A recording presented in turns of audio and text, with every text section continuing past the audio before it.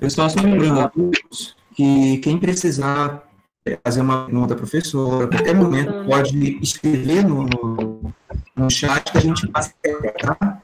Lembrando que sempre manter a sua câmera desligada, seu microfone desligado, para não ter nenhum tipo de interrupção, nenhum som externo, né, nenhum ruído, para não atrapalhar a fala da professora. E aí, tendo alguma dúvida, escreve no chat que a gente vai passar para a professora a sua dúvida, tá? Para não atrapalhar, professora Miriam Jones, nós da escola, eu da Miranda, né, a diretora ia dar uma passada aqui para falar contigo, né, agradecer, mas ela nessa correria de tanta coisa da escola, ela precisou de Albão. Então, nós, né, aqui a gente tem alguns pedagogos, a Irenilza, a Ariane, a Ângela, e eu sou coordenador da escola, né, a gente gostaria de agradecer, né, pela vontade de estar aqui com a gente, né, pela experiência, né, que a gente vai receber hoje com o conhecimento de uma pessoa tão especial, né? E o nosso obrigado, tá bom? Porque depois começa uma pergunta e aí a gente não consegue agradecer. Então a gente já agradece pela excelente live que vai ser, tá bom? Que bom, que bom. Eu quero já começar também agradecendo, porque depois a gente começa a ficar preocupado com o tempo e vai se envolvendo com a conversa e acaba deixando de externar, né?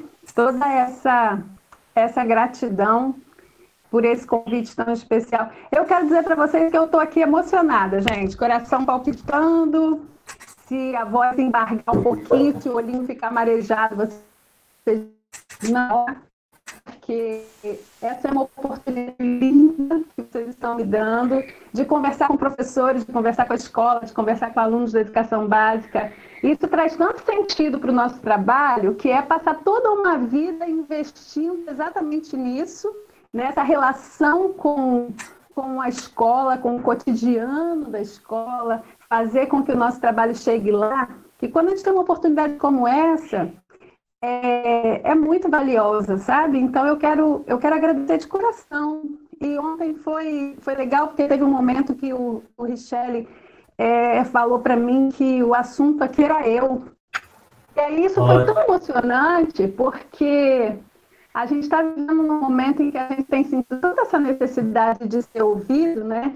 A gente tem sentido tanta essa necessidade de afeto, de proximidade, e vocês estão me dando hoje essa oportunidade de falar de mim, de ser ouvida. Eu estou interpretando isso como um gesto de tanto carinho que eu estou muito grata, muito feliz e muito comovida. Então, eu que quero muito por essa iniciativa linda dessa escola de proporcionar esse momento de educação científica, mas de interação pessoal mesmo, que é algo muito, muito valioso. Parabéns para esse grupo de professores que nos orgulha. Obrigado. A realização da docência, nesse tempo em que é tão difícil ser professor. Vocês orgulham a sociedade capixaba, vocês fazem a gente acreditar que o sonho por qualidade, que o sonho de termos professores comprometidos com a educação de verdade, ele é possível. Então, eu quero agradecer muito por estar aqui me sentindo uma de vocês. É assim que eu estou me sentindo nessa manhã. Muito obrigada. Nós que agradecemos, professora. E que nossos alunos se espelhem na sua experiência de vida e saibam, principalmente nossas alunas, né, as nossas meninas aí, que elas percebam que é possível, né, começar no Transcol e chegar muito além, né, e que você seja essa representatividade para elas, né, neste momento, de que é possível, de que com foco, com determinação, com vontade, você chega lá. Uhum.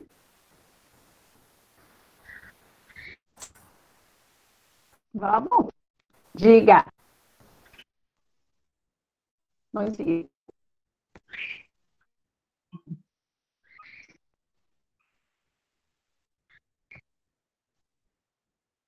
Ah, será? Será que todo mundo vai entender? Porque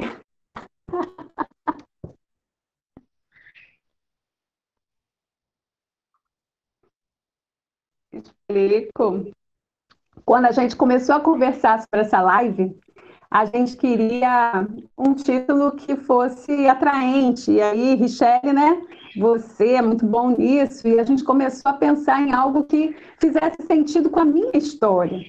E um curioso que eu contei nessa conversa muito informal foi que quando eu comecei a trabalhar na UFES, isso já faz 15 anos, né?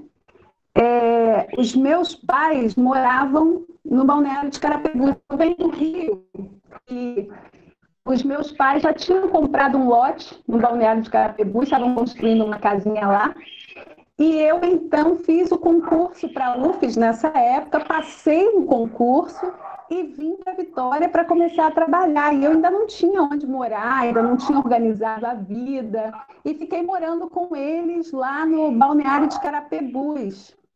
Vocês que são da Serra, né, conhecem onde que fica. E eu dava aula à noite na UFES e precisava falar com os alunos, precisava terminar a aula um pouco mais cedo, porque eu tinha que chegar no terminal de Carapina e pegar o último 848 para o balneário. E aí os meus alunos, eles achavam isso muito engraçado. Alguns até me davam carona, me levavam até o terminal algumas vezes quando a aula atrasava um pouquinho. E as aulas de manhã também chegavam um pouquinho atrasadas e me desculpava, né, que estava uma confusão lá no terminal. E aí os alunos estranhavam isso, porque eles falavam que não era comum a expectativa de que a professora deles, no ensino superior, na UFES, viesse trabalhar de transcol. E isso sempre rendeu uma discussão muito interessante na sala de aula, de qual é a concepção que a gente tem da ciência, do cientista, por que nos causa tanto estranhamento a ideia de que a gente possa ter um cientista no transcol. E por que a gente tem esse estranhamento? Por que esse é um lugar em que a gente não tem a expectativa de encontrar alguém que faça ciência? O que isso significa, né? E essa discussão ela acabou sendo motivadora de muita coisa que a gente pretende conversar aqui hoje. Então, a ideia de uma cientista no Transcol é uma referência à minha história de vida mesmo, a história de uma cientista que foi se construindo no tempo, que foi se construindo nessa trajetória pessoal e acadêmica, e que nunca rompeu com as suas origens, e que não vê problema nenhum em andar de ônibus, embora hoje eu já tenha menos oportunidade para andar de ônibus, hoje eu ando de motorista de aplicativo, mas eu não tenho problema nenhum com isso, e até hoje é difícil convencer a minha mãe de que eu seja uma cientista. A minha mãe acha que cientista que vai ao supermercado comprar na promoção e que anda de transcol não é cientista, não. Até hoje ela tem uma cisma comigo, sabe? Mas é isso, é daí que veio o título da live.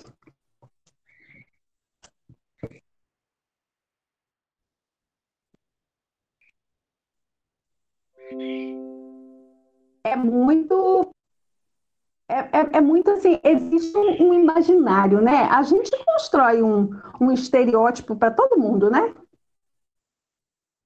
A gente imagina como é que é um professor, como é que é um médico, como é que é um cientista. Se a gente fosse pensar, né, em como que a gente imagina, como seria?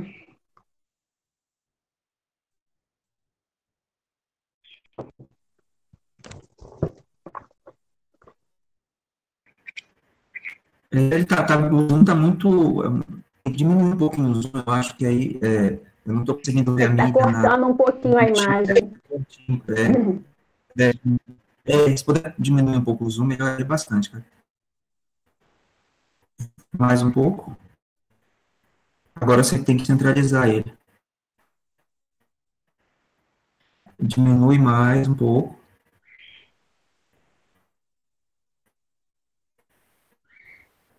Mais um pouquinho. Tá. Agora só centraliza.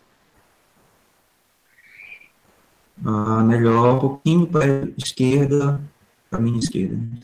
Isso. Agora tem que centralizar a minha agora, a caixinha aí do lado. Então, acima. Isso, melhorou bastante. Um pouquinho para a direita. Um pouquinho para a direita. A Miriam. Isso, filé. Aê.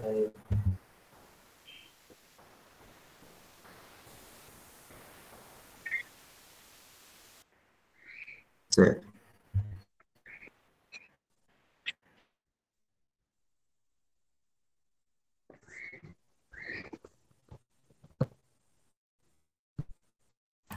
Os alunos podem responder no chat que eu falo aqui. Qual vocês acham que desse que está dentro do ônibus é o cientista?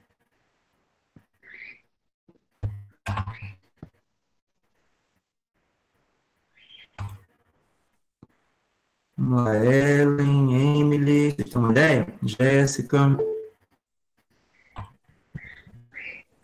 Não, o Sebastião está falando a de azul.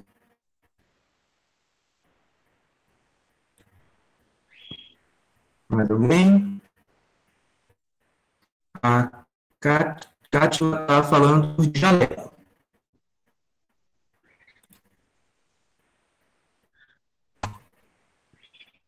Vamos lá.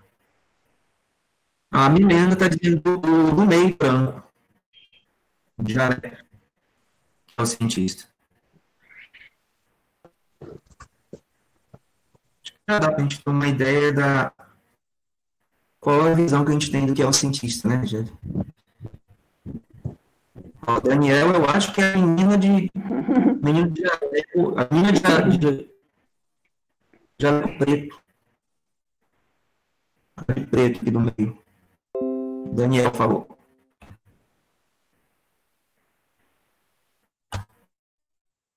Mais alguém, gente?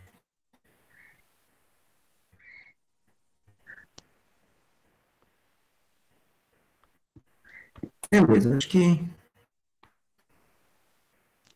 todos externaram. Então, todos acham que, a maioria acha que é esse jaleco, uns disseram de preto, os disseram de branco, Sebastião acha que é a de azul. E aí, chefe?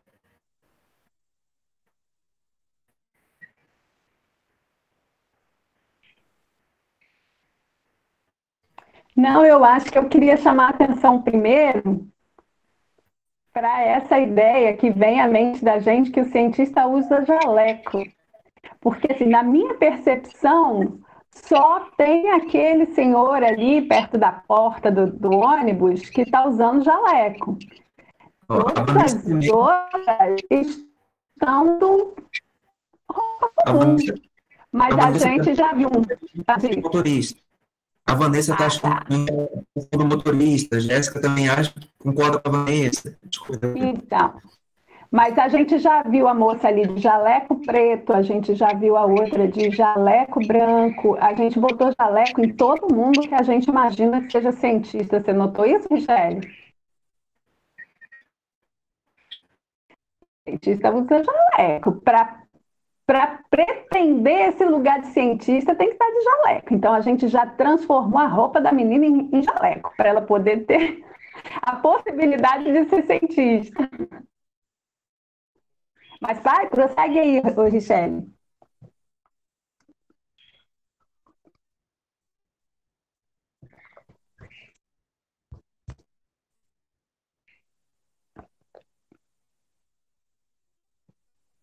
Esse é o estereótipo, inclusive, que o cinema passa para gente, que as histórias em quadrinho passam para gente, né?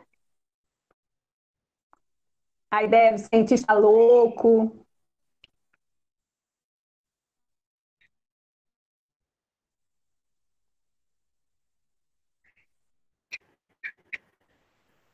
Olha como é que a ciência está relacionada no nosso imaginário com superpoderes, né? Com a capacidade de fazer coisas que as pessoas comuns não fazem.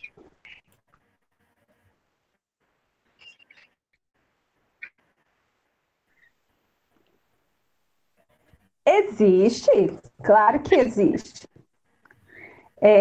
Se a gente for pensar nisso historicamente, a humanidade sempre disputou o poder. O poder é algo que nos seduz, é algo que nos atrai, é algo que quando a gente sente o gostinho do poder, é difícil de abrir mão dele. Olha, eu já vi gente capaz de compartilhar dinheiro, de compartilhar o carro, de compartilhar até namorado, mas compartilhar poder. Quando você tem a sensação de que isso é poder, é bem difícil sair desse lugar. Quando eu estou numa situação de controle. Houve momentos da história da humanidade em que essa posição de poder hegemônico foi dos grandes imperadores, dos grandes dominadores mundiais, que conseguiram dominar grandes territórios e se colocarem como senhores de muitas terras e de muitos povos, de subjugar reis.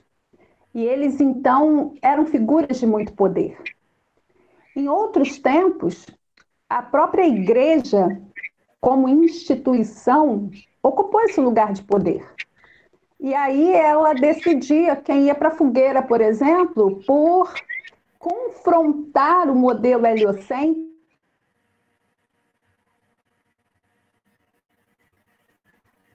Deu uma travadinha. Sistema solar, do qual o Sol era o centro, e isso deslocava esse lugar de poder que a Terra tinha e, portanto, que o ser humano tinha, e incomodou muito.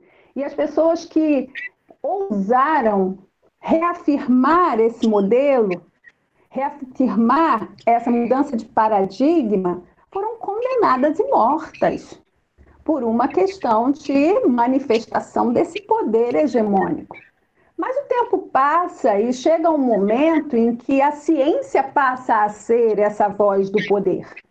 A ciência passa a ser essa voz que explica tudo, responde tudo, valida tudo, e aquilo que não for cientificamente comprovado, a gente não tem como verdade. Isso é bom, porque isso dá legitimidade para as afirmações, aquilo que a gente disser que é cientificamente comprovado, precisou passar por um processo de produção desse conhecimento validado de uma forma muito rigorosa. Então, existe um compromisso ético na produção científica, uma responsabilidade por parte de quem produz ciência, mas também coloca o discurso científico nesse lugar de poder. E aí a gente fica imaginando assim, quando a gente está estudando ciências na escola, que alguém ensina para a gente a metamorfose do sapo, e eu fico me perguntando para que eu tenho que saber a metamorfose do sapo? Ou alguém que quer me mostrar quais são os tecidos que compõem uma planta, como é que é uma célula? E eu fico lá na aula de biologia, lá na aula de química, me perguntando, meu Deus do céu, por que eu tenho que aprender isso? Para quê? Onde é que eu vou usar isso? Para quem que eu vou contar a metamorfose do sapo? Eu não uso isso em lugar nenhum. O sapo está lá no lugar dele, eu não tenho nada a ver com ele. Para que eu tenho que saber isso? Mas aí a gente começa a observar que socialmente a detenção do conhecimento sobre a metamorfose do sapo te coloca em outro lugar. As pessoas que têm esse acesso a esse conhecimento científico estão numa posição na sociedade que quem não tem acesso a esse conhecimento dificilmente alcançaria. Nesse sentido, o conhecimento científico atribui poder a quem o detém. Poder de participar dos processos de tomada de decisão, poder de autonomia, poder de ter uma reflexão crítica sobre as coisas, de tomar decisões, mas também esse lugar social de reconhecimento público de uma condição de prestígio. E aí, quando a gente trabalha pela democratização do acesso ao conhecimento científico, quando a gente quer divulgar ciência, ou quando a gente quer que os nossos alunos entendam que aprender ciência é exercer o direito de estar nesse lugar, de sujeito nos processos decisórios da sociedade, a gente entende que ensinar e aprender ciência é também um processo de compartilhamento de poder. É um processo de democratização desse poder.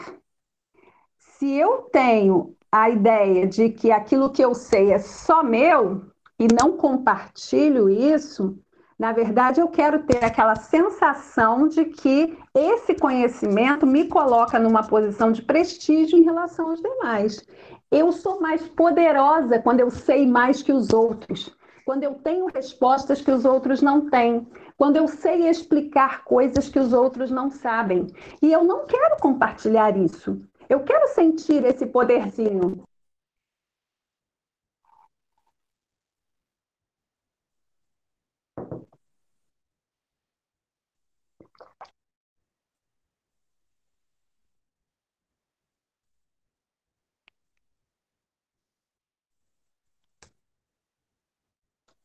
E é isso que você está falando que eu acho que a galera que está na escola precisa sacar. Quem está na escola precisa entender o jogo, precisa entender que a educação não é um dever que eles têm que cumprir, não é uma obrigação, não é um mal necessário. Essa educação é um direito que eles deveriam reivindicar diariamente. A educação de qualidade dá para eles condição de acessar esse lugar social.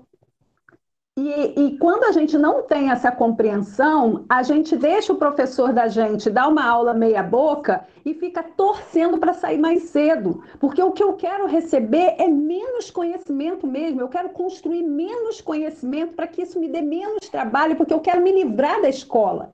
Sem perceber que fazendo isso eu estou colaborando para um sistema de segregação social que coloca num polo aqueles detentores do conhecimento e do poder e no outro a massa de manobra, aqueles que não vão participar desse processo decisório por desconhecer.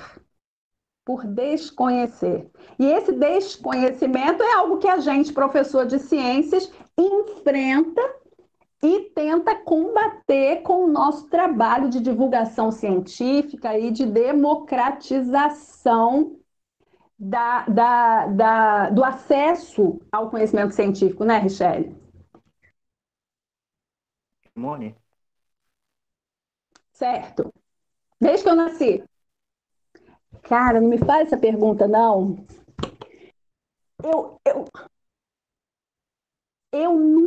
Eu nunca consegui escolher um time. Quando eu vim para Vitória, eu resolvi meu problema.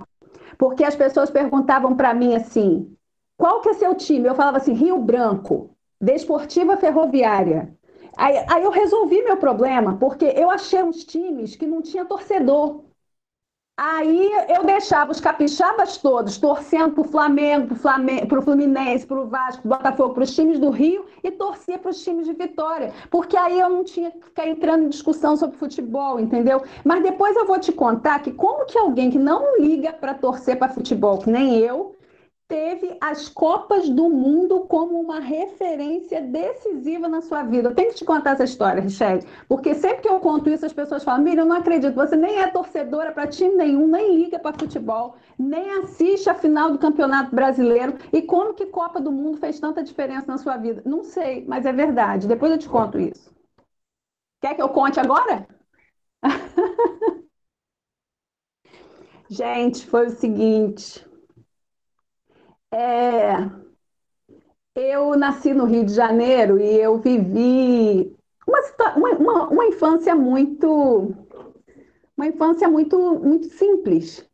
Meu pai era operário da construção civil, a minha mãe nunca frequentou a escola. Para vocês terem uma ideia, quando eu me tornei professora, eu tive o privilégio de ser professora da minha mãe numa turma de EJA, fiz questão disso.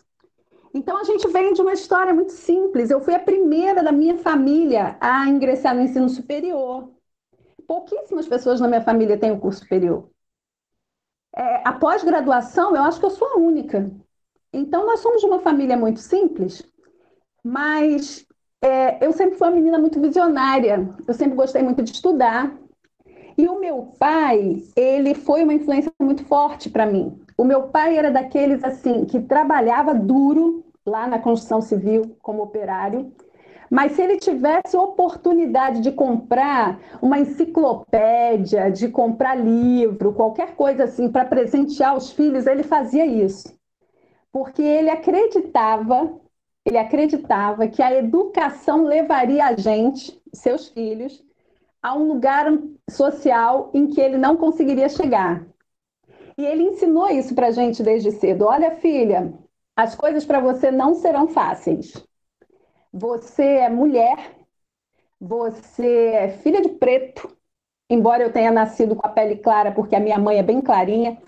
Você é da periferia, você é pobre. Tudo para você vai ser mais difícil. Mas você tem que fazer uma escolha.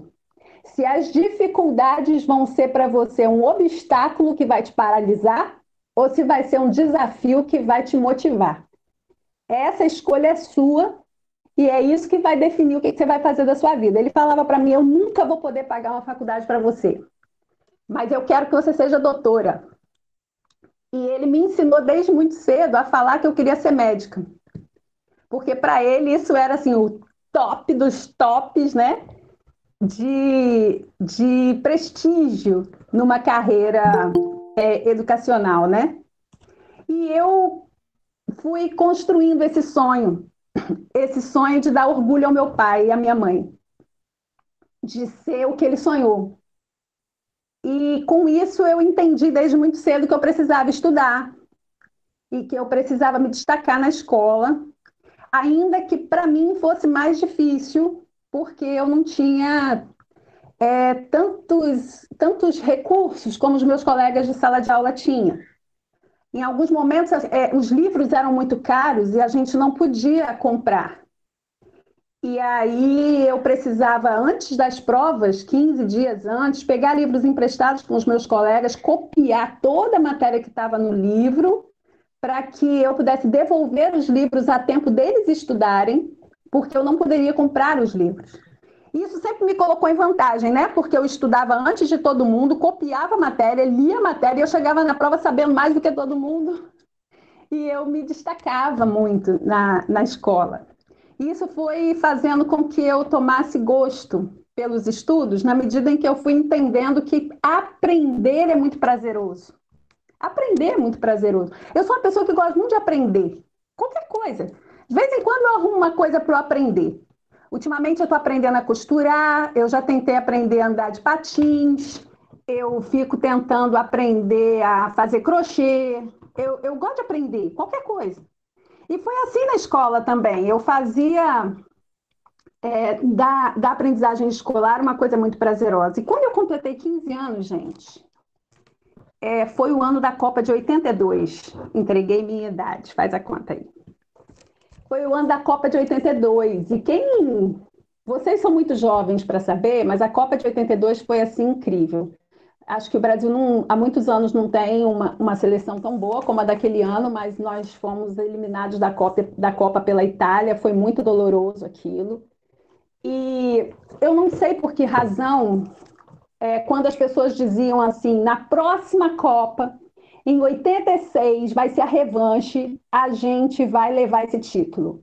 Tudo bem, não aconteceu, né? O título só veio em 94, mas eu ouvi aquilo e falei assim, o que eu vou estar fazendo na próxima Copa? Eu vou estar com 19 anos, será que eu já vou estar na faculdade? E aí eu pensava assim, e a outra Copa de 90? Quantos anos eu vou ter? O que eu vou estar fazendo? Será que eu já serei mãe em 90? E a Copa de 94, gente? Será que eu já vou estar na pós-graduação? Já terei concluído a faculdade? O que vai estar acontecendo comigo na Copa de 94? Gente, e eu fui desenhando a minha vida, tendo como referência as Copas do Mundo. Eu tinha 15 anos e aí eu comecei a pensar. Pois é uma coisa meio doida, mas assim, eu fiz isso. Eu tomei os anos da Copa como referência. E eu fui colocando onde eu gostaria de estar na próxima Copa do Mundo. O que que eu gostaria de estar fazendo? E eu confesso para vocês que eu não faço mais isso hoje. Mas durante muitos anos isso funcionou para mim. Isso funcionou. E o pior, o pior não, o melhor, né? Deu certo. Eu consegui bater minhas metas. Eu realmente ingressei na universidade em 86. Em 87 eu me casei. Quando foi na Copa de 90, eu já era mãe. Eu fui mãe muito cedo. Eu fui mãe na graduação. Eu tive meus 2 filhos durante a faculdade, gente, acredite. E eu consegui me formar, hein? E aí ingressei no mestrado depois, em 97. E aí, na Copa de 2002, eu estava no doutorado, exatamente como eu planejei lá atrás, aos 15 anos de idade. Eu construí toda uma carreira pensando em dar relevância para a minha vida estudantil. Eu queria que eu queria que eu pudesse, de alguma forma, influenciar pessoas que tiveram a mesma origem que eu e dizer para elas que é possível a gente perguntar por que não eu? Por que não eu? Eu lembro que quando eu estava na graduação, no curso de biologia na UFRJ, houve um dia em que eu procurei um professor e pedi a ele um livro de genética mais básico, porque eu fiz escola normal. Escola normal, vocês não sabem nem o que é.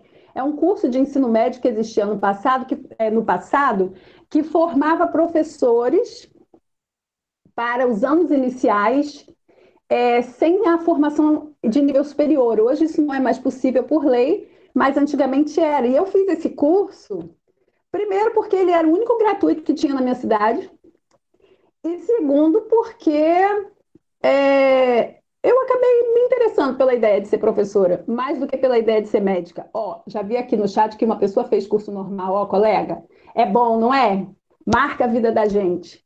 E aí, eu cheguei fazendo o curso normal, eu tive que dizer para o professor, curso normal, a gente não estuda física, a gente não estuda química, a gente não estuda biologia, a gente não estuda nada disso a fundo. A gente só estuda o que vai ensinar para as crianças. Então, isso que você está ensinando de genética é muito pesado para mim. E aí ele me deu um livro. Ele me emprestou um livro e falou que eu deveria estudar aquilo ali, porque aquilo ali era conhecimento básico. Só que o livro estava em inglês, então eu voltei lá e falei, professor, não tem um em português, porque eu não leio em inglês? E aí ele olhou para mim e fez aquela pergunta que marcou minha vida na faculdade, né? O que você está fazendo aqui? O que você está fazendo aqui?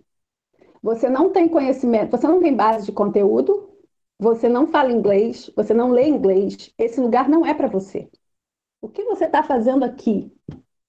E eu passei a responder essa pergunta para mim mesma todos os dias. O que eu estou fazendo na faculdade? O que eu estou fazendo no curso de biologia?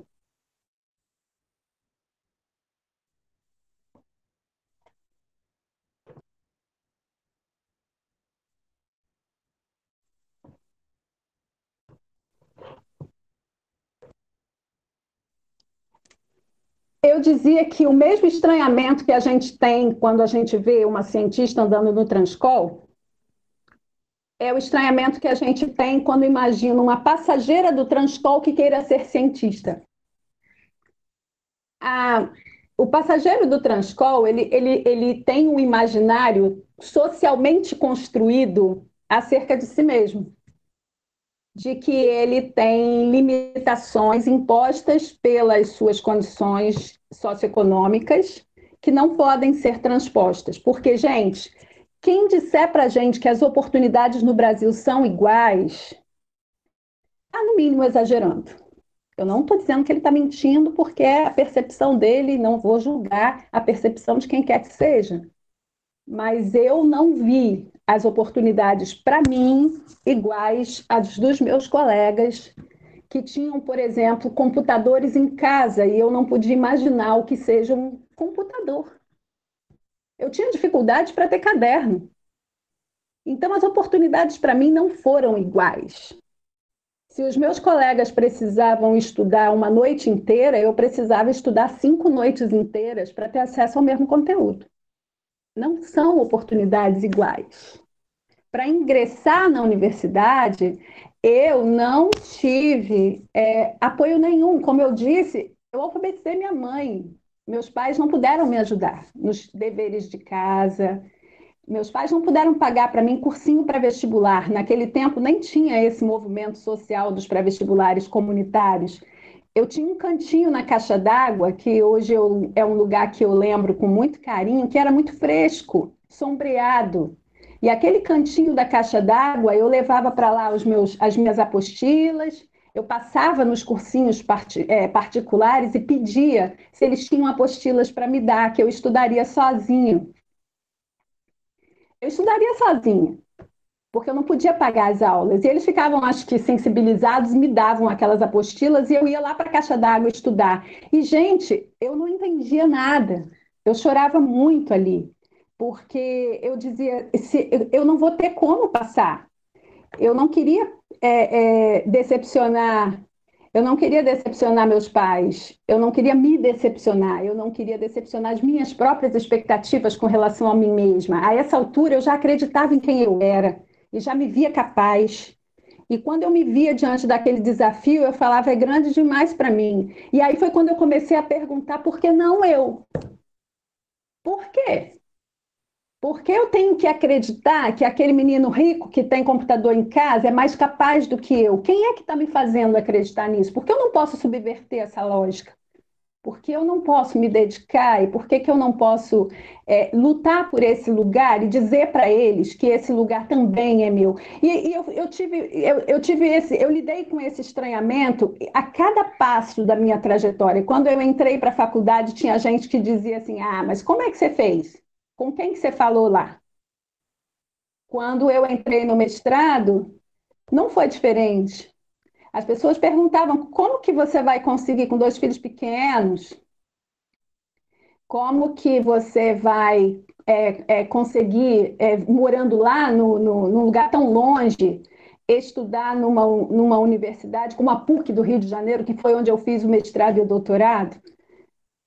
Numa instituição extremamente elitizada, que naquele momento talvez fosse uma das poucas no Brasil com nota máxima de avaliação da CAPES na área de ciências humanas, que foi a área em que eu me formei na pós-graduação. Como que eu poderia estar naquele lugar? E eu acho que uma coisa que nunca permitiu que eu me sentisse travada foi me lembrar a vida inteira do meu projeto Copa do Mundo, que eu não poderia sabotar, e do meu pai dizendo: isso vai ser para você um obstáculo ou um desafio? O que você vai fazer desse limão? Você vai ficar aí chorando com ele nas suas mãos ou você vai fazer uma limonada doce e ainda vai compartilhar com outras pessoas? E até hoje eu me faço essa pergunta muitas vezes. Assim como o Fabrício, eu também optei pela limonada, viu? Eu também optei pela limonada. E nesse tempo eu tenho tido a oportunidade de encontrar muitas mulheres, especialmente. Mulheres que têm assumido um lugar subalterno, um lugar de quem parece ter uma vida já pré-determinada por alguns papéis sociais pré-estabelecidos, né? Eu falei para vocês que eu me casei e tive filhos muito cedo, porque ser esposa e mãe era algo que fazia parte do meu projeto de vida, tanto quanto ser cientista. Eu não abro mão desse lugar, eu sou completamente apaixonada pela minha família. Meus filhos hoje já são adultos, casados. Eu ganhei 2 filhas que eu amo de paixão, que são as minhas noras. Sou casada há 33 anos e meio com o meu primeiro e único namorado, com um namorado que eu conheci aos 11 anos de idade. É a paixão e o amor da minha vida, com quem eu compartilhei tudo isso que eu estou contando para vocês. Então, eu sou muito família, e se há alguma coisa que sempre mexeu muito comigo foi esse lugar de valorização da mulher. A minha geração lutou muito por isso. A minha geração, assim como a geração que me antecedeu, lutou com muita força, por um lugar de valorização para a mulher. E eu vou dizer para vocês que às vezes me dói hoje ver a violência contra a mulher crescendo, saber que eu moro num estado campeão de violência doméstica e feminicídio, ver, às vezes, esse machismo estrutural arraigado nos próprios adolescentes e ver mulheres que, em nome de uma liberdade sexual, se permitem de novo coisificar-se, se transformar em objetos. E a gente tem confundido muito essa ideia de que, fazendo do meu corpo o que eu quero, eu acabo fazendo do meu corpo o que os outros querem. Eu tenho que ter muita definição de quem eu sou para saber se aquilo que eu estou fazendo no meu corpo é realmente aquilo que eu quero, ou se o que eu quero é determinado pela visão dos outros. Ou se tem alguém me cobrando, uma postura a que eu quero corresponder, para que me achem bonita, para que me achem gostosa, para que me achem atraente, para que eu tenha um lugar de pertencimento na sociedade, eu preciso dizer para as pessoas que eu estou fazendo o que eu quero. Mas talvez eu não queira isso. Talvez eu queira mesmo ser amada por alguém que vai me amar a vida inteira. Talvez eu queira alguém para quem eu vou entregar os meus maiores sonhos, para quem eu vou entregar o meu coração, os meus projetos de vida e que vai cuidar deles junto comigo.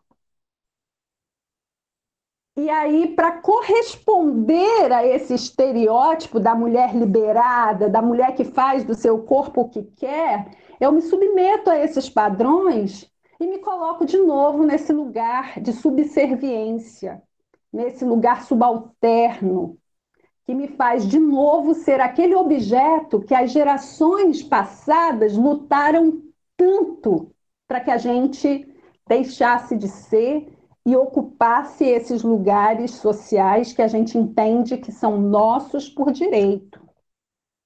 Então, eu me preocupo um pouco quando a gente entra na onda de um discurso que é construído sem reflexão pessoal, que é um discurso coletivo, e a gente entende que não embarcar nessa é ser conservador, é ser fundamentalista, é ser retrógrado, é ser careta, é ser ultrapassado, é ser intolerante, é ser preconceituoso, é ser discriminatório, é ser excludente, quando na verdade eu estou sendo só eu mesmo, eu estou só defendendo a bandeira.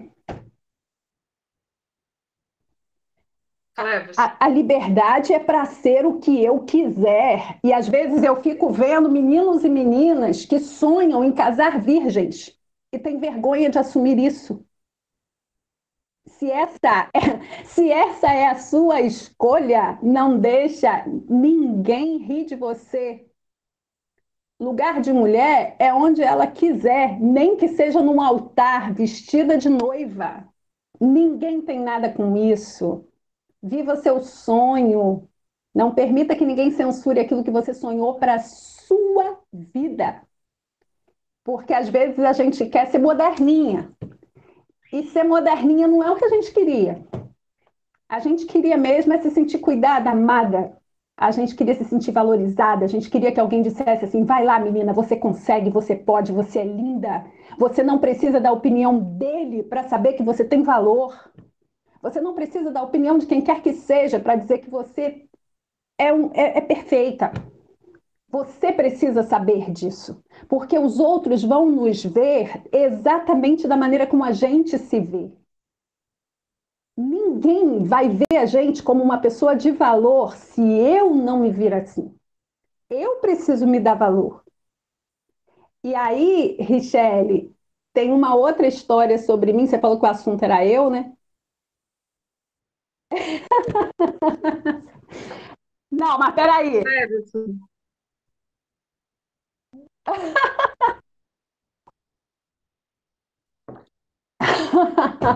Não, porque eu contei aqui. Você falou que o assunto era eu, gente. Eu vou falar do meu trabalho também. Eu quero contar para vocês do meu projeto de pesquisa e vou falar isso rapidinho. Mas eu tenho que falar isso primeiro para o projeto de pesquisa fazer sentido. Eu contei para vocês, né, lá do momento lá atrás da Copa do Mundo, quando eu estava com 15 anos. Gente, esse momento da Copa do Mundo foi um momento assim, esses 15 anos foi um momento muito forte na minha vida, foi muito decisivo.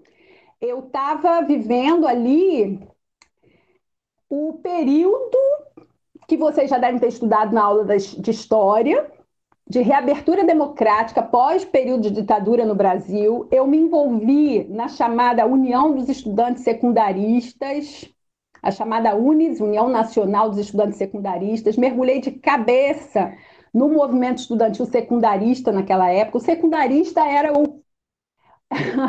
o secundarista era o pessoal do ensino médio, tá? Porque tinha as outras entidades estudantis que eram representativas do pessoal do ensino superior, mas eu estava ainda, né, novinha lá, então eu me envolvi com a União Nacional dos Estudantes Secundaristas.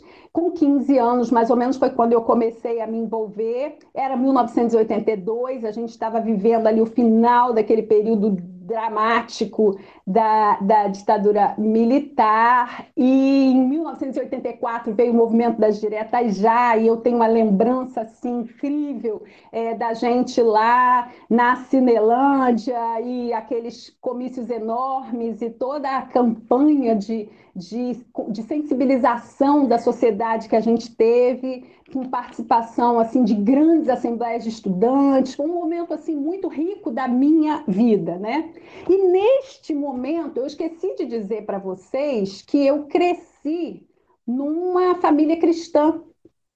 Os meus pais me educaram frequentando uma igreja evangélica, e eu cresci nesse ambiente. E quando eu completei 15 anos e comecei a me envolver com o movimento estudantil, eu entrei numa crise muito grande, porque eu comecei a me inconformar com o silenciamento da igreja diante daquela situação política que o país atravessava.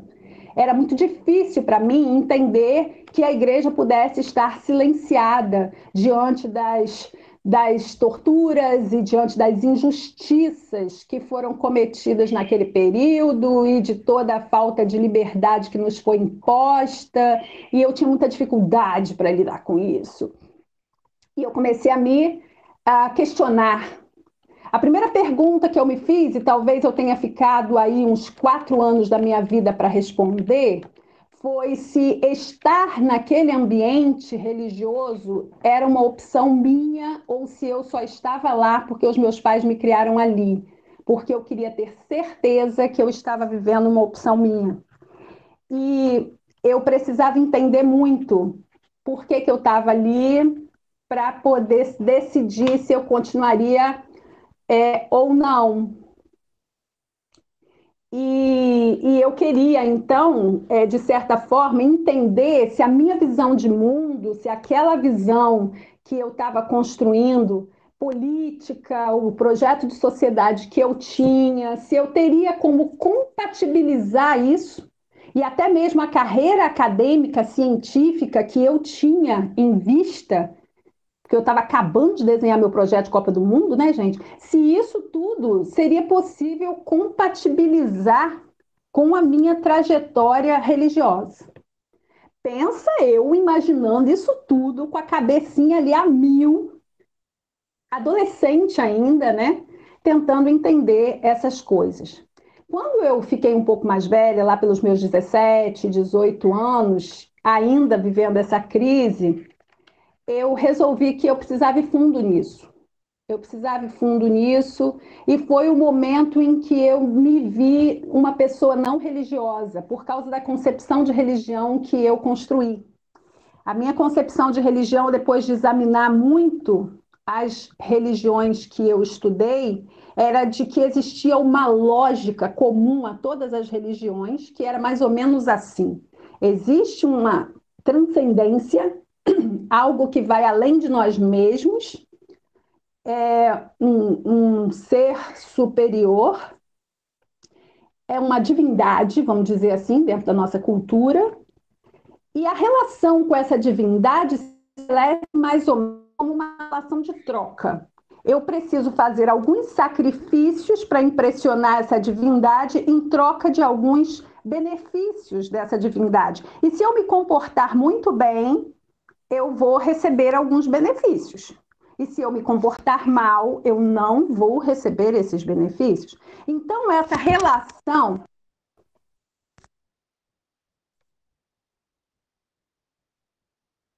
Não, isso e mais, porque é uma religião que me transforma numa pessoa avarenta, egoísta, gananciosa, porque eu começo a querer fazer mais sacrifícios, não porque eu quero beneficiar mais pessoas, mas porque eu quero beneficiar mais a mim mesma.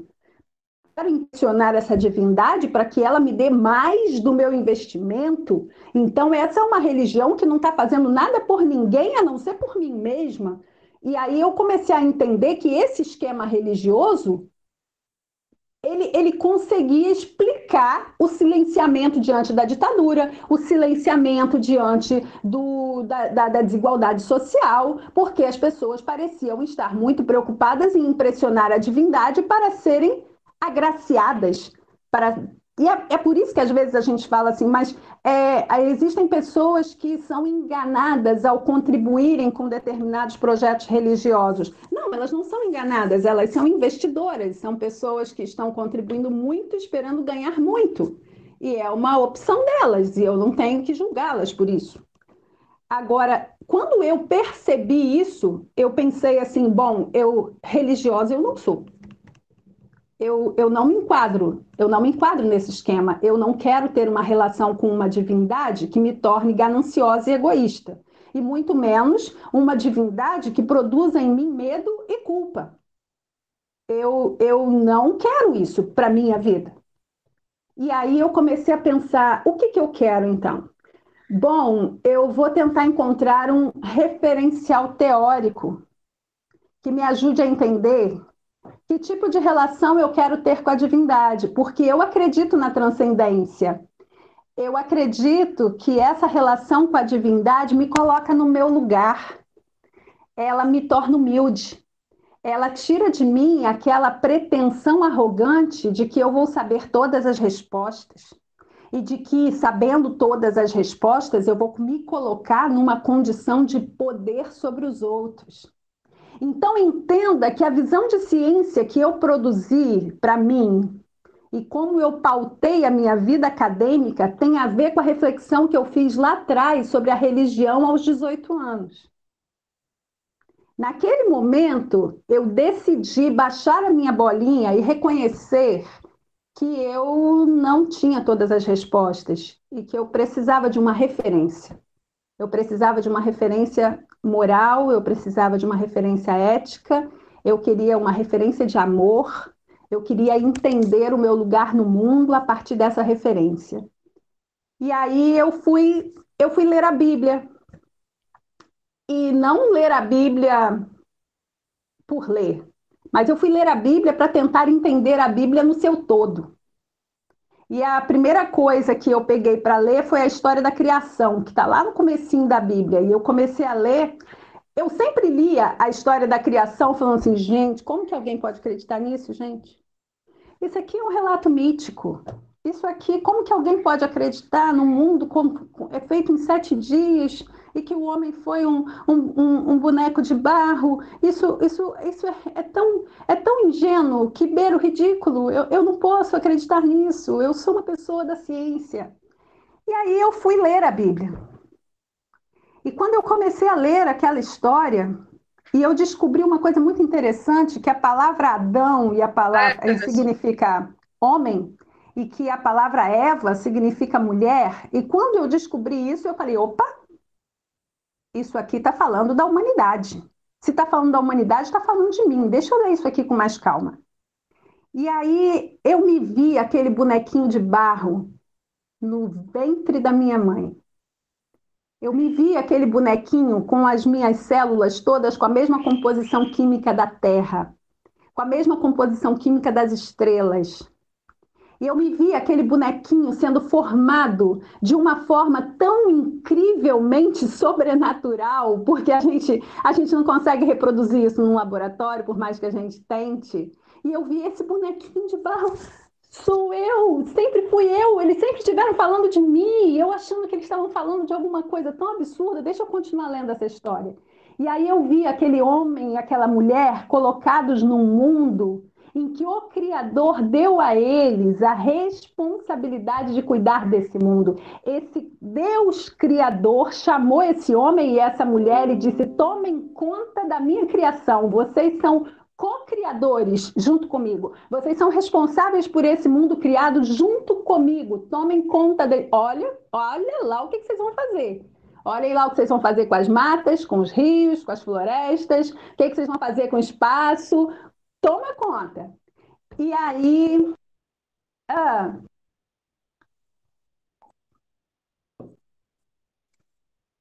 uhum.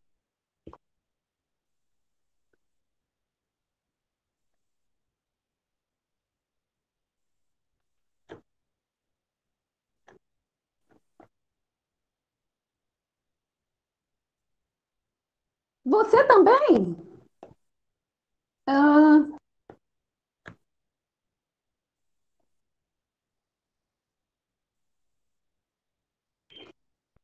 eu acho que ele veio lá da história de Adão e Eva, do Jardim do Éden. Eu vou te explicar por quê.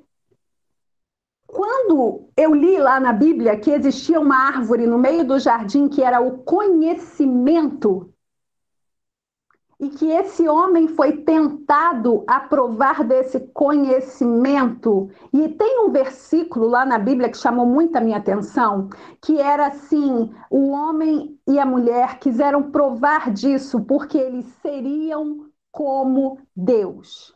E eu entendi que aquela a metáfora, na verdade, está querendo falar dessa sede de poder de quem conhece. Essa sede de poder de quem tem o conhecimento. E quando eu tenho o conhecimento, eu me sinto como Deus. Eu me torno o meu próprio Deus. Eu dispenso Deus. Ele se torna dispensável. As minhas explicações se tornam tão plausíveis, tão lógicas e tão razoáveis que qualquer outra explicação, qualquer outra perspectiva se torna ilógica, irreal. E aí não faz sentido compatibilizar essa ciência que tem o poder de explicar tudo com essa relação com uma divindade que nos coloca num lugar de finitude, num lugar de incompletude, num lugar de dependência quase. E aí o que eu percebi, Richelle? O oposto, a fé, ela não se opõe à ciência. Grava isso. A fé não se opõe à ciência. A fé se opõe à autossuficiência. A questão da ciência se opor à fé está muito mais numa postura de autossuficiência científica. Da gente entender que ou a gente aceita a relação com algo que nos transcenda, e isso vai nos colocar no lugar de quem não tem todas as respostas, ou eu rompo com essa transcendência e passo a assumir o lugar de poder de quem tem resposta para tudo, sim. E eu não vou abrir mão desse lugar de poder. Então, o cientista tem que ser ateu, porque ser ateu dá a ele esse lugar exclusivo de poder. E foi esse lugar exclusivo de poder que eu abri mão quando eu descobri na história do Gênesis um Deus que sempre quis se relacionar comigo, que sempre me quis como parceira e que sempre manifestou amor e não dominação. Um Deus que me tornou livre para escolher até fazer o que eu não devia. Até escolher esse conhecimento que me seduziu e que me transformou num ser arrogante, egoísta, detestável. Então, eu quero dizer para você que, a partir desse momento, ser cristã passou a ser uma constituição identitária na minha vida. A ciência é uma parte importante de mim. Ser professora é uma parte importante de mim. Ser cristã não é uma parte de mim. Ser cristã é o que eu sou. Todas as outras coisas se encaixam nisso, porque eu descobri em Jesus, na pessoa dele, o meu referencial teórico para valorizar as pessoas, para valorizar a mulher, as crianças, os pobres, os doentes, para subverter uma lógica religiosa perversa e para encontrar um lugar de transformação social no mundo. Quando eu vi Jesus assim, eu falei, é isso que eu quero ser. É isso que eu quero ser no meu tempo.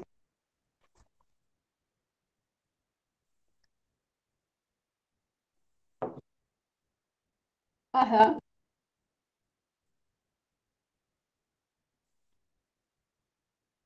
aham.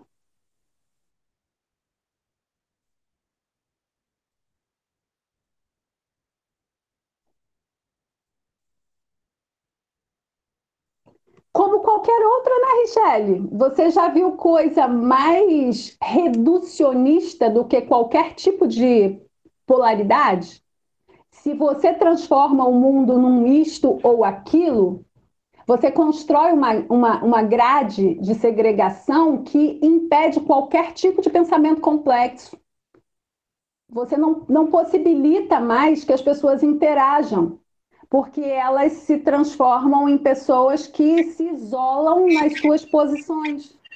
Então, a Professora, gente conseguiu separar completamente a fé da religião, a gente conseguiu separar completamente o passageiro do Transcol da universidade, a gente conseguiu transformar as pessoas em ilhas e que transitar entre esses diferentes lugares sociais e perspectivas de mundo se torna muito difícil na medida em que a gente vai assumindo esses olhares mais reducionistas, né? Que veem as coisas sempre a partir de um único ponto de vista e negam qualquer possibilidade de diálogo.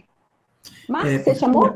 professora, não, só para dar um feedback rápido e também falar o que os alunos estão comentando aqui, a Duane comentou em relação ao que você falou agora há pouco, é como se você fosse o centro de tudo, e não ele em letra maiúscula, né?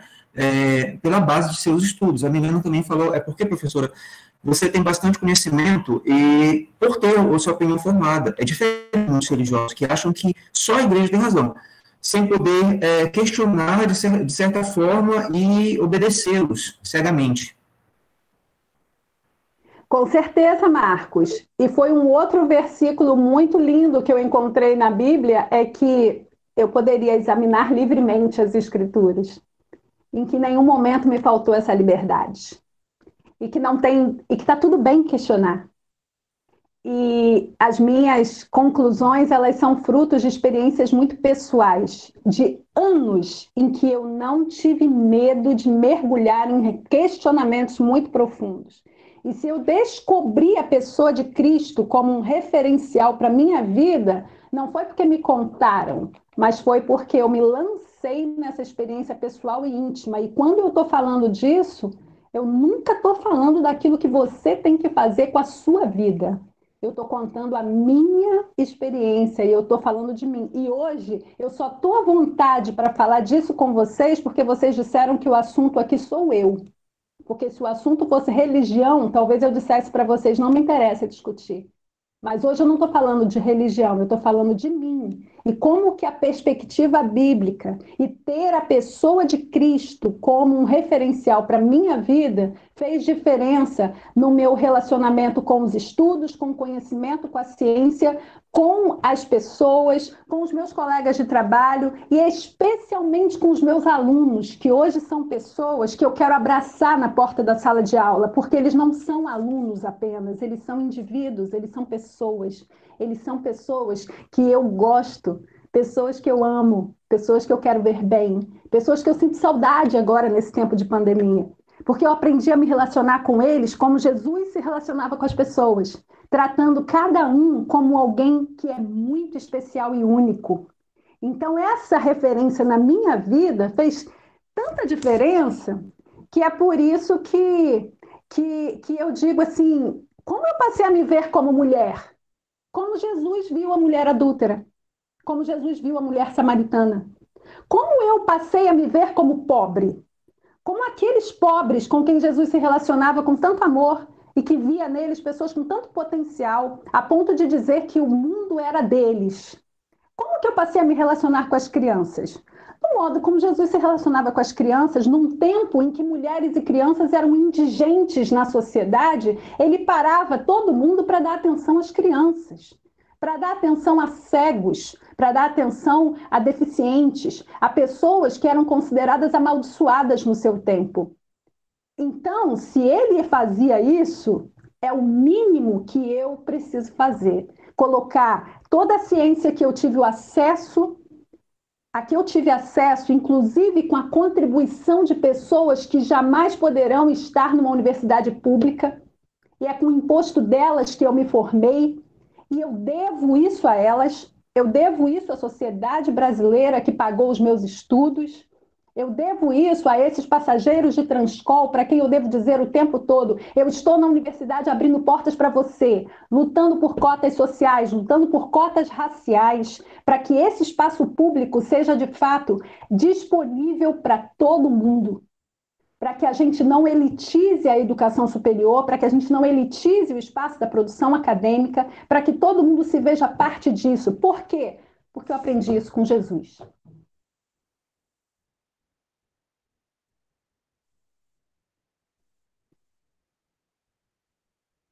Intensa.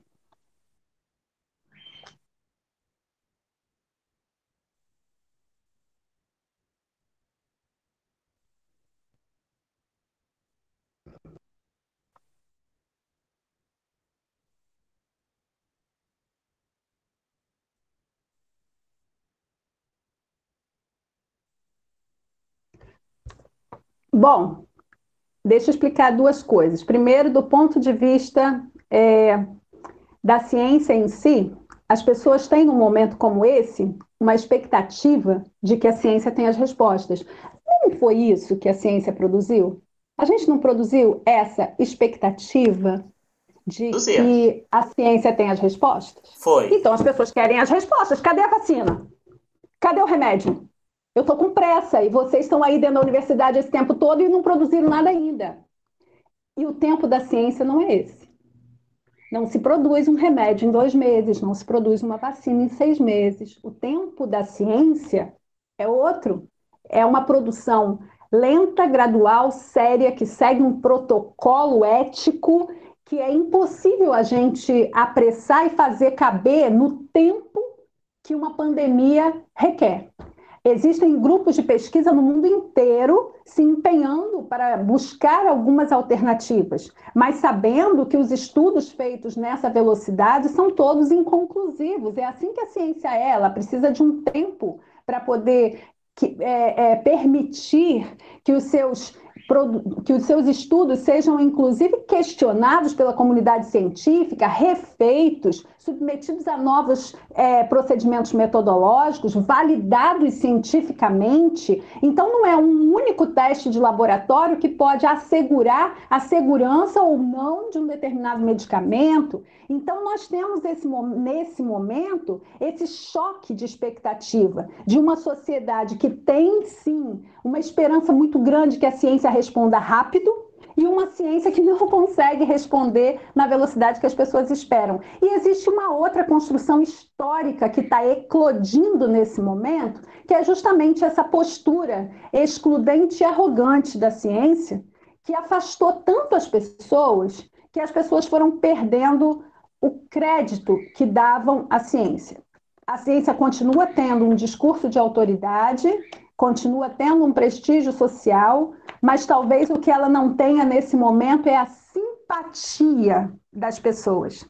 Parece que esse lugar de poder hegemônico, que esse lugar de arrogância científica mesmo, afastou as pessoas, de modo que elas querem agora dizer para os cientistas que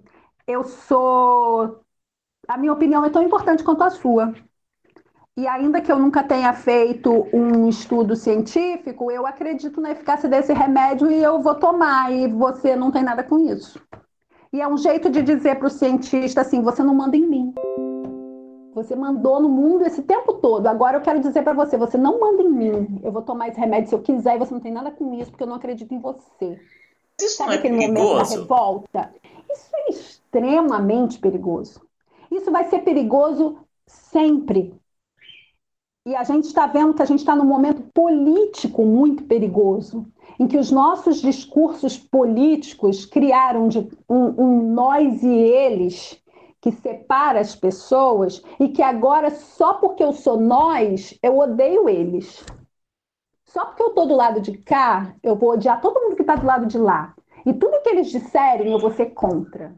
E a gente vai fazendo isso. E isso, Richelle, o termo que você usou é talvez o melhor mesmo, é perigoso. É perigoso, porque a gente não sabe o que esperar disso.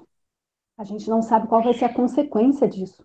Nós estamos vivendo um momento em que a gente começa a esperar consequências drásticas e trágicas de certos comportamentos passionais que a gente começa a ver manifestados nas redes sociais, nas ruas, nas manifestações. Nós estamos começando a ficar assustados, com medo. Então, é porque nós estamos, de fato, sujeitos ao perigo dessas ideologias radicais.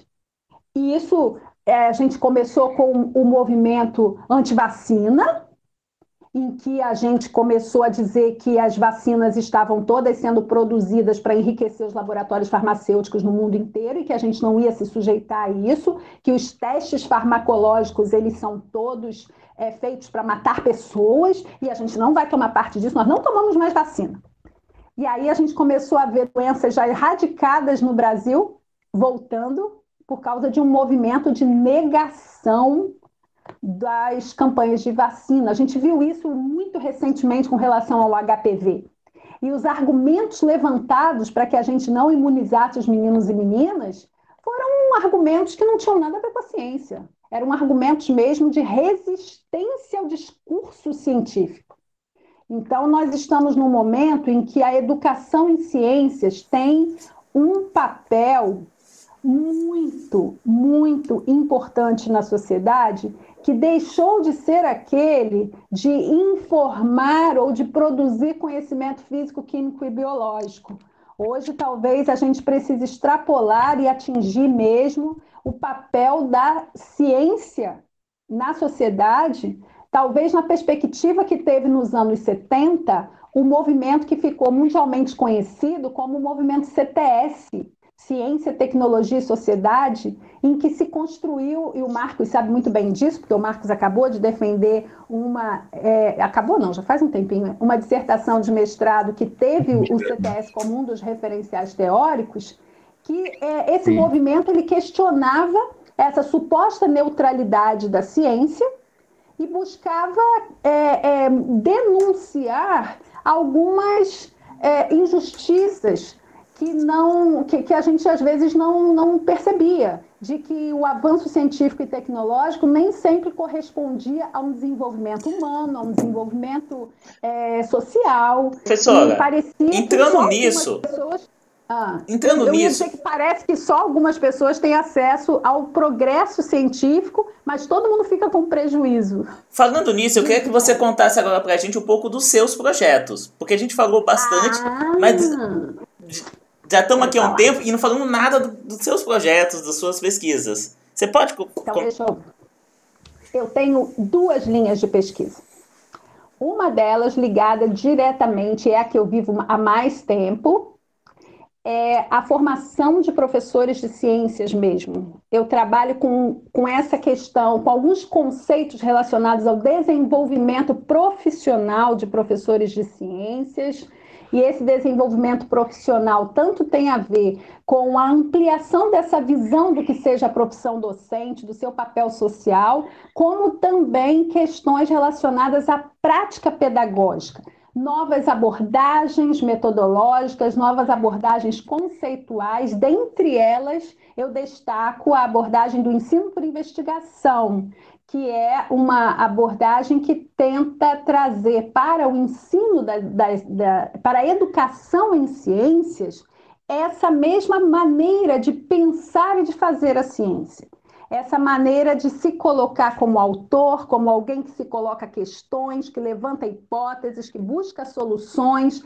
Então, caminhar nessa direção, e eu acho que o pessoal aí do Hilda Miranda, que é aluno do Marcos, que é aluno do Richelle, já sabe mais ou menos do que eu estou falando, do que é uma condução pedagógica na perspectiva da investigação. Né, Marcos? Né, Richelle? O pessoal que é aluno de vocês já sacou como é que é essa coisa da investigação no ensino. E aí, a minha segunda linha de pesquisa, que é mais recente, é no sentido de trabalhar essa investigação aplicada a alguma situação social de relevância, alguma situação que seja de interesse da sociedade. Então, eu estou trabalhando nesse momento com foco especialmente numa temática ambiental e social, porque a gente não tem como separar, dentro do conceito de sustentabilidade, a gente não tem como separar os aspectos políticos, os aspectos de justiça social, os aspectos de ruptura, né, com essas desigualdades na sociedade. Tudo isso tem a ver com o meio ambiente. Meio ambiente não é só bicho, planta, floresta, rio. O meio ambiente é isso tudo junto, aquela ideia de homem para um lado, natureza para o outro, é outro binarismo reducionista que a gente tem tentado superar.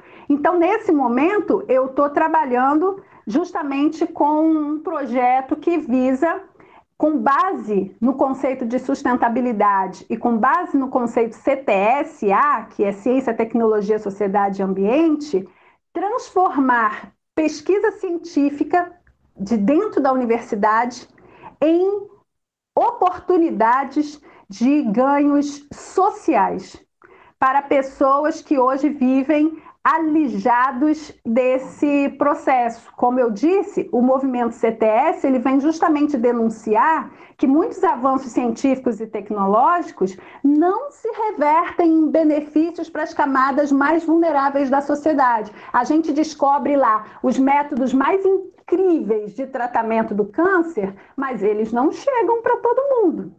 Algumas pessoas ainda não conseguem fazer mamografia, ficam na fila 1 ano para fazer um exame simples. Então, nem sempre o desenvolvimento científico e tecnológico, nem sempre os avanços da ciência e da tecnologia se revertem em ganhos em termos de desenvolvimento social e humano. E é este o meu projeto de pesquisa nesse momento. Como é que a gente pode transformar uma pesquisa acadêmica em algo que possa se reverter em ganhos para a sociedade? Essa é a pergunta que eu estou fazendo no meu projeto de pesquisa mais recente, e se o Richelle quiser colocar aí a apresentação de PowerPoint, eu falo dele rapidinho. Gente, vocês não estão cansados de me ouvir, não? Já parece que eu estou aqui cansando vocês. Podemos continuar, Richelle? Como é que está meu tempo aí? Olha, já vai dar 11h30, eu preciso daqui a um pouquinho acabar. Então tá. Então, mas se você quiser uma outra oportunidade para poder falar desse projeto de pesquisa que você está fazendo, que eu sei um pouco por alto e eu acho ele muito interessante. Eu posso fazer o seguinte, eu apresento ele agora rapidinho. Se vocês acharem interessante e quiserem uma outra oportunidade para aprofundar e fazer perguntas a respeito, a gente marca. Tá ok. Aí, se os alunos quiserem, peçam pra gente. Talvez eu nem precise da apresentação de PowerPoint que está aí. A apresentação de PowerPoint pode ficar para um outro momento. Aí vocês decidam. Tá bom. Ou a gente pode fazer a apresentação só passando as imagens bem rapidinho. Do jeito que você quiser, professora. Tá, coloca as imagens e aí a gente combina que a assim, gente. Ontem. É aquela que eu mandei para você. Eu vou falar rapidinho, se vocês acharem assim, não entendi muito bem e eu gostaria de conversar mais sobre isso, a gente volta. Deixa eu procurar ela aqui. Enquanto ele procura, deixa eu falar para vocês. Como eu falei, eu não sei nem se eu falei, né? Eu não sei se o Richelle me apresentou onde que eu estou na universidade. Eu sou bióloga de formação e na Universidade Federal do Espírito Santo eu estou no Centro de Educação. Eu trabalho com os cursos de licenciatura em Ciências Biológicas. Também trabalho com uma disciplina do curso de Pedagogia, disciplina de Ciências Naturais, Conteúdo e Metodologia, e com um programa de pós-graduação em Ensino de Física, que é onde eu tive o prazer de orientar o Marcos na produção da sua pesquisa, o Giovanni, que também foi professor do Hilda Miranda, e atualmente o Richelle. Tem outros orientando os meus, participando aqui, acho que a Vanessa, que apareceu aqui no chat, também é minha orientando atualmente. Enfim, tem uma turma muito linda que compõe com a gente lá um grupo de pesquisa. E aí, a gente, nesse grupo de pesquisa, trabalha o ensino por investigação e, a partir dessa perspectiva investigativa, eu me aproximei de um grupo do Departamento de Química que tem um projeto muito lindo. Esse projeto é coordenado pelos professores Eloy Alves Filho e Carlos Vidal. Eles têm lá doutorandos, mestrandos, alunos de iniciação científica, técnicos participando desse projeto. E esse projeto consiste na produção de uma resina plástica a partir da reação química de despolimerização do PET. O PET é um tipo de plástico, e os plásticos são polímeros, eles são formados por cadeias químicas. O processo de despolimerização é, então, um processo de quebra dessas cadeias, e no caso desta reação especificamente, é utilizado como reagente, né, como o produto que é utilizado para a quebra dessas cadeias poliméricas, ele é um chamado reagente verde, porque ele não gera novos resíduos a partir dessa reação de despolimerização. Então, o PET é despolimerizado e é transformado numa resina líquida, que é volátil a 100 graus, quer dizer, quando aquecido, ele evapora, ele dá origem a CO2 e água, e isso seria, por si só, uma vantagem muito grande, porque reduziria muito o impacto ambiental. Hoje a gente tem um volume gigantesco de PET que não é reciclado, que é colocado nos aterros e que vai parar nos oceanos. Todo mundo sabe do impacto que o acúmulo desses resíduos plásticos causa na natureza. Então, só o fato da gente ter uma resina que faça esse PET desaparecer da natureza já seria muito legal. No entanto, não ficou nisso, porque o estudo encontrou uma aplicação operacional para esse produto. E que aplicação foi essa? Os testes de laboratório mostraram que quando aplicada essa resina sobre o pó de minério, por exemplo, ou sobre cimento, ou sobre qualquer material que produza emissão de particulados para a atmosfera, essa resina atua como supressora de pó. Ela contém a emissão dessas partículas de pó para a atmosfera. Então, imagina se a gente consegue produzir uma resina que, além de despolimerizar o PET, que tira o PET da natureza, ainda consegue conter a emissão do pó preto para a atmosfera, gente. E foi exatamente isso que esse grupo de pesquisa conseguiu fazer. Nós temos hoje produzida na UFES uma resina PET que, além de despolimerizar o PET e fazê-lo desaparecer, ainda consegue ser um supressor, ou seja, conter a emissão de partículas de pó de minério para a atmosfera, e isso poderia representar o fim de um problema ambiental que é seríssimo e que é enfrentado pela Grande Vitória há muitos anos sem solução, que é essa emissão de pó preto para a atmosfera. Então a ideia é transformar o pó preto numa fonte de renda para o município. Não, o pó preto não. O pó preto ele vai ficar lá contido e não vai ser emitido para a atmosfera. O que a gente espera é realmente que ele deixe de ser um problema atmosférico, um problema de poluição atmosférica com graves impactos sobre a vida das pessoas. Agora, Richelle, essa não é a minha parte nesse projeto. Essa é a parte do Departamento de Química, a produção da resina. Onde que é a minha parte nesse projeto?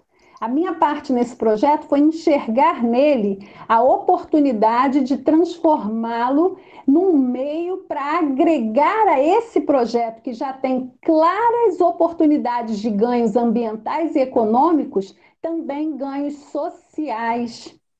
Na medida em que existe uma cadeia produtiva no mercado da reciclagem, em que um elo muito importante nessa cadeia sempre fica invisibilizado.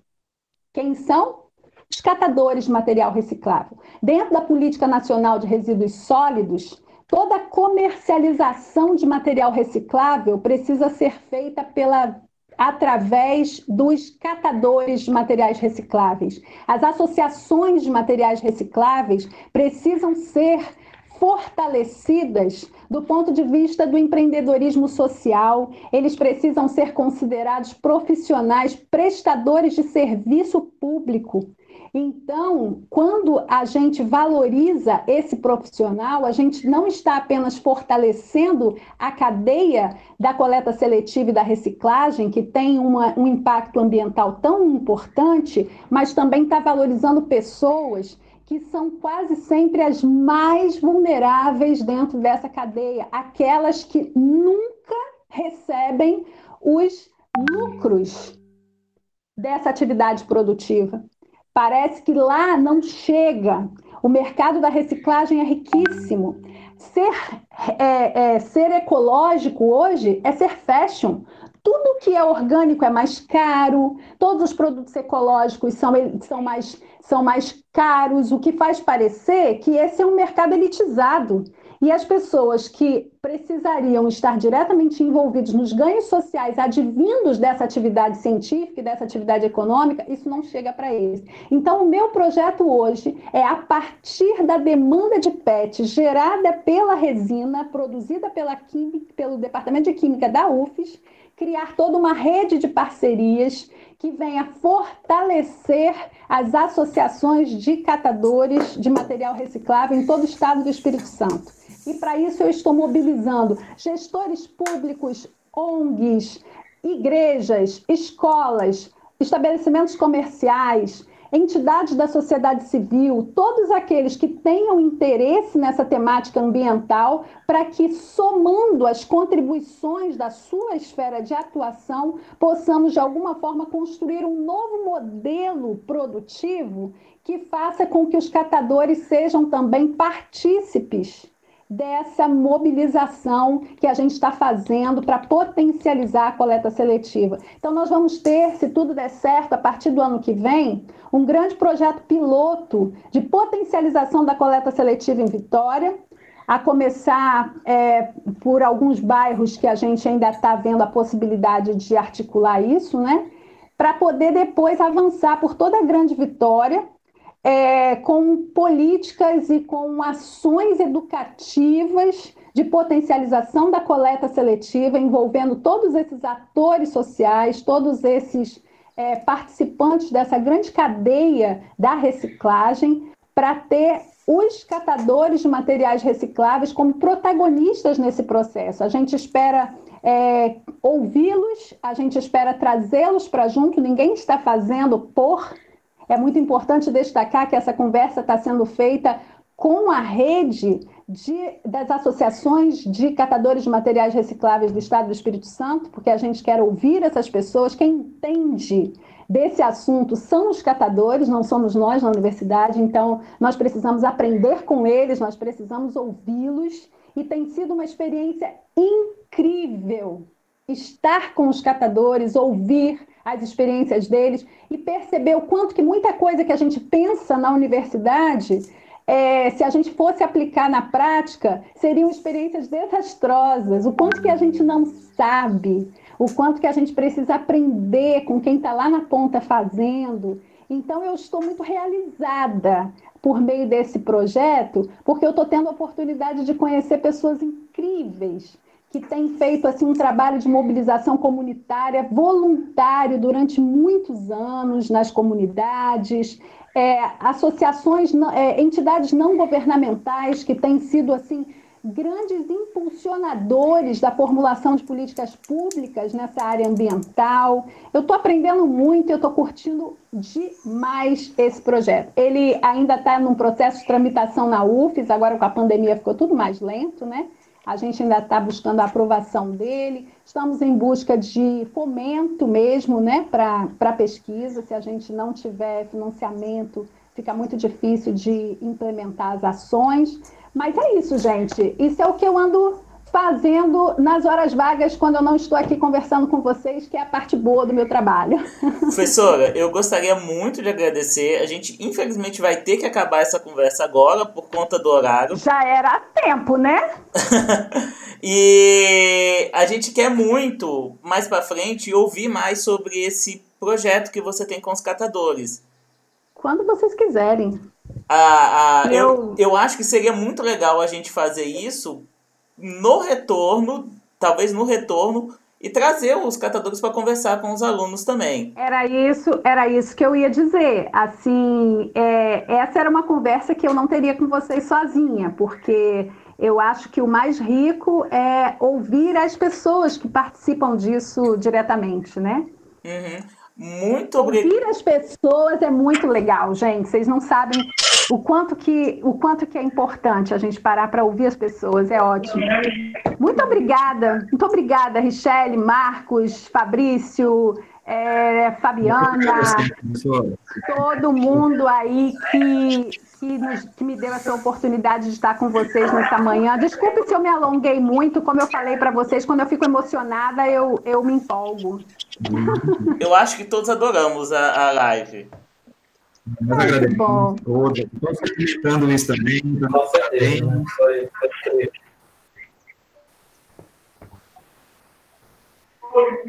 Eu amei estar com vocês e eu espero ter outras oportunidades.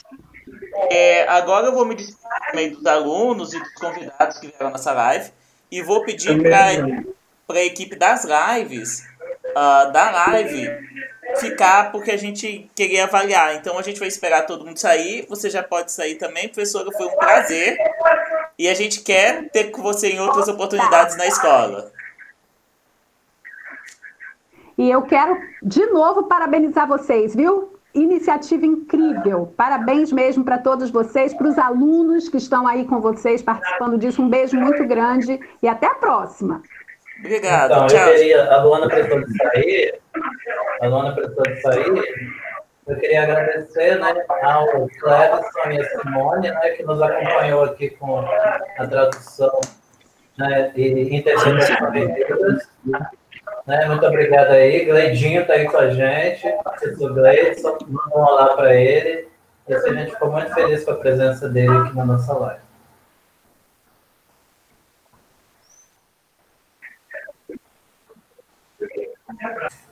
O Gleison também está agradecendo, diz ele que a palestra foi ótima, ele conseguiu tirar muito proveito, parabeniza a professora por nos compartilhar essas experiências, sem dúvida foram valiosas e construtivas.